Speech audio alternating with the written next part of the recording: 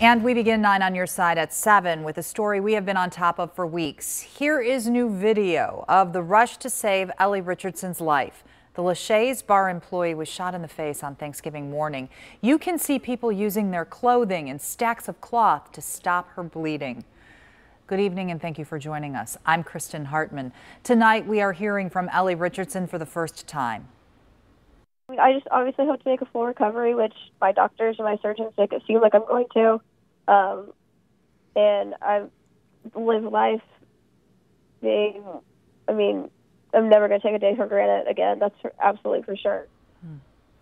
We will hear more from Ellie Richardson in just a moment, but first we want to talk you through our coverage of this story. 9 on your side first told you about the shooting on Thanksgiving. Police say Ellie Richardson was almost hit by a van while leaving work at Lachey's bar in Over the Rhine. They say she approached that van, words were exchanged, and she was shot in the face. Everyone we spoke with that day had the same reaction, shock.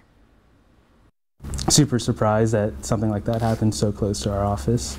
This person seems to be a true victim, and that's pretty horrific. That's something, I know a lot of cops think about that kind of injury, but not just a regular person. I'm sure there's going to be a lot of talk about it on Monday when everyone comes back in, along with the shock that it was Ellie out of anybody that worked at Lachey's. She was the nicest one there by far. 98 Degrees member Nick Lachey is one of the owners of the bar. Immediately after the shooting, he posted this on Twitter. He wrote, quote, "Ellie is the brightest light and she will find a way to shine through this darkness." Our community rallied around Ellie's recovery. The mother of a 3-year-old was in serious condition. She was finally removed from the intensive care unit after a couple of days. A GoFundMe page was set up to help pay for medical bills. Then there was a big break in the investigation. Cincinnati police released a surveillance picture of the van that they said was used in the attack. Just days later, 9 on your side shot this exclusive video of police towing the van away near City Hall. That brings us to yesterday's breaking development. 9 on your side was the first to let you know police identified the suspect in the shooting. Police issued a warrant for this man, Lavoris Hightower. Just hours later, our Ashley Zilka broke the news on Twitter that he was going to surrender. She confronted Hightower as he was getting ready to turn himself into police. Did you shoot Richardson? Do you know who shot Richardson? Hightower appeared in court today. He pleaded not guilty to charges of attempted murder and felonious assault.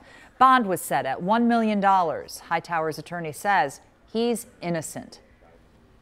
We're going to fight this case until or unless you can prove that he did it. And I haven't seen anything indicating that he was involved in this crime.